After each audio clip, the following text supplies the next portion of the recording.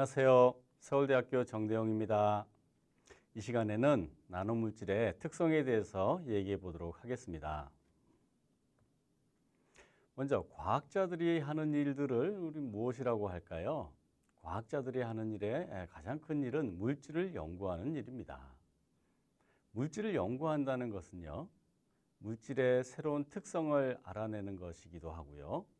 또 새로운 특성을 가진 물질 자체를 찾아내거나 만들어내는 그런 일도 해당합니다. 그리고 또 어떤 부분에서는 그러한 특별한 물질을 가진 물질을 활용하고 응용하는 일도 포함됩니다. 먼저 물질의 특성이 우리 중고등학교에서 어떻게 정의되고 있는지 한번 살펴볼까요? 2015 개정교육과정의 문서를 보면은 물질의 특성에 대해서 이렇게 표현이 되어 있습니다. 순물질과 혼합물의 개념을 이해하고 우리 주변에서 볼 수 있는 물질들을 구별할 수 있도록 하는 능력을 갖도록 한다. 그리고 이제 사례로 밀도라든지 용해도, 끓는 점, 어는 점, 이런 것들을 이제 물질의 특성의 예로서 설명하고 있습니다. 교과서를 한번 볼까요? 어떤 교과서를 보니까 이렇게 써 있네요. 물질은 색깔, 맛, 냄새와 같은 겉보기 성질도 있고요. 부피, 질량, 길이 등 크기 성질, 그리고 또 끓는 점, 밀도와 같은 물질의 양에 관계없는 세기 성질을 갖는다. 이런 얘기가 있습니다. 이런 여러 가지 이야기, 성질에 대한 여러 가지 이야기 중에서도 그 물질이 갖는 고유한 성질, 대체로 세기 성질을 얘기하는데 그러한 성질들을 물질의 특성이라고 부릅니다. 옆에 있는 그림은 물질의 특성의 한 사례로 용해도 그림을 나타낸 거죠. 우리가 이렇게 중고등학교에서 물질의 특성에 대해서 배우고 있습니다. 그러면 그 지식을 바탕으로 생각을 하면 은이나 금을 계속 쪼개 나가면은 은의 색깔들이 또 금의 색깔들이 계속 유지가 되겠죠. 왜냐하면 은을 반 쪼갠다고 해서 은이 아닌 게 아니잖아요.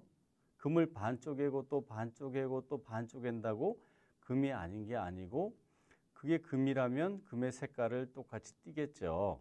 그런데 실제로는 어떨까요? 한번 보도록 하겠습니다. 왼쪽에는 은반지, 은 반짝반짝하는 은의 성질을 잘 보여주는 모습이죠.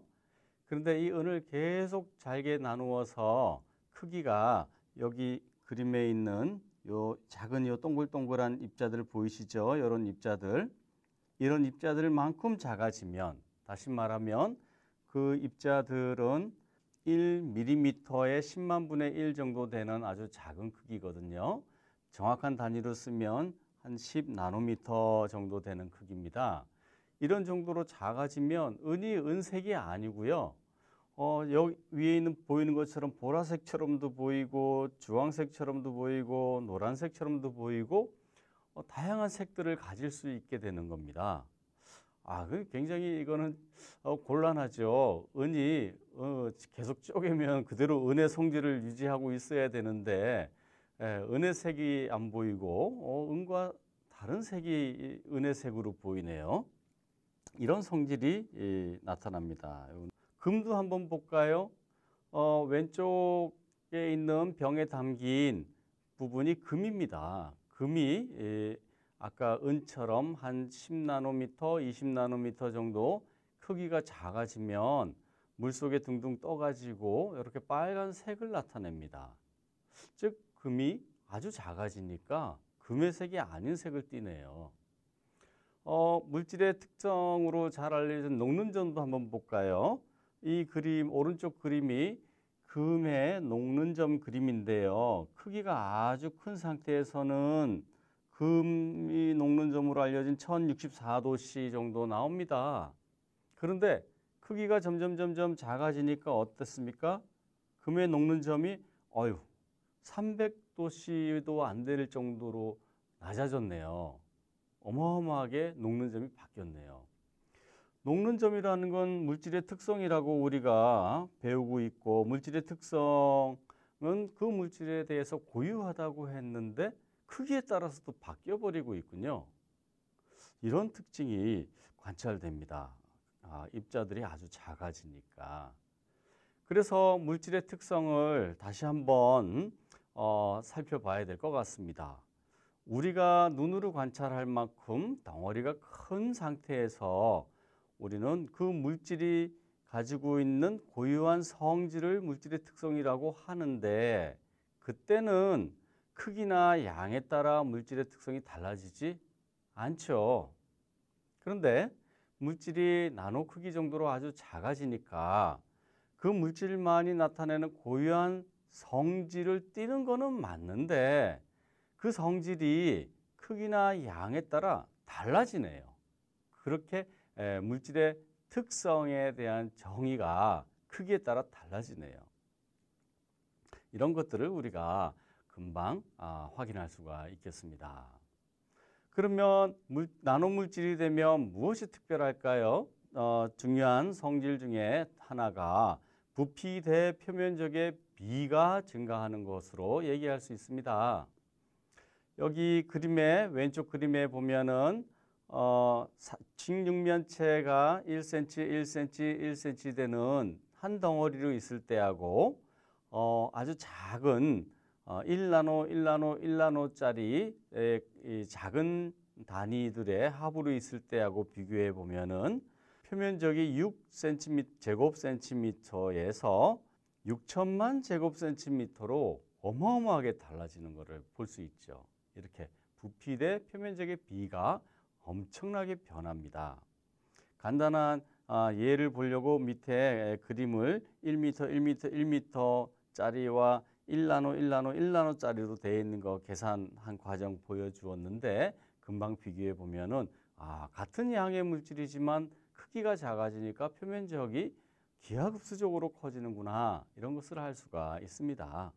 이런 것을 어디에 쓸까요? 촉매에 많이 씁니다. 나노 촉매 하면은 같은 양의 물질을 쓰더라 해도 그 표면에서 반응할 수 있는 표면적이 늘어나기 때문에 어마어마하게 양을 줄일 수도 있을 뿐더러 반응 속도를 빨리 할 수 있어서 산업적으로 잘 쓸 수가 있습니다. 실제로 이런 나노 촉매를 그 자동차 배기가스에서 촉매 환원제로 많이 사용하고 있습니다. 또 어떤 것이 특별할까요? 아까 보여주었던 그림이죠. 금이 일반적으로 덩어리일 때 1064도씨의 녹는 점을 갖는데, 아주 작아지면 300도씨 이하로 녹는 점이 내려갑니다. 이렇게 하면 무엇을 할 수 있을까요? 우리가 반도체 회로나 어떤 전자제품들의 회로에 금 도선을 많이 쓰거든요. 그런데 일반적으로는 반도체 공정을 통해서 식각을 해서 회로를 만드는데, 잉크젯 프린트처럼 잉크로 이렇게 회로를 그림을 그리고요. 거기다가 헤어 드라이기 같은 것으로 가열을 해주면은 녹는 점이 내려갔기 때문에 나노 입자들이 서로 이어 붙어져 가지고 회로가 구성되는 거거든요. 이런 것들을 나노 잉크 기술이라 그럽니다.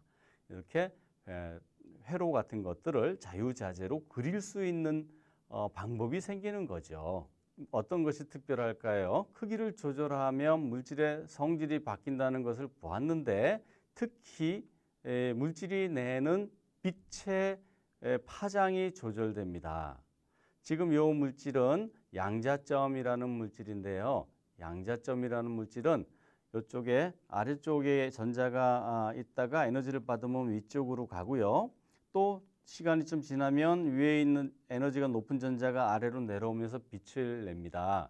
그런데 이제 이 간격이 좁은 데서는 장파장의 빛이 나오고요. 그러면 이제 이게 배치가 빨간색인데 빨간색 빛이 나오고요.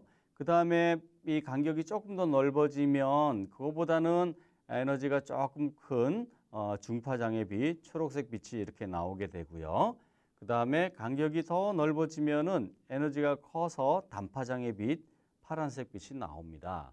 이렇게 물질의 크기에 따라서 에너지 간격들이 조절되고요. 그 조절을 통해 가지고 내고자 하는 물질의 그 빛의 색을 아주 그 자연스럽게 연속적으로 원하는 파장에 맞춰 조절할 수가 있게 되는 거죠. 그래서 이런 성질들을 실제 산업체에서는 이미 많이 이용을 하고 있죠. QLED, OLED 이런 말들을 많이 봤을 겁니다. OLED는 오게닉, 유기 LED라는 뜻이고 QLED는 여기서 얘기하는 퀀텀 다트, 양자점 LED다. 즉 이런 입자의 양자성을 이용한 제품이다. 그래서 이런 것들이 실제 우리 가정에까지도 벌써 이용되고 있는 거죠.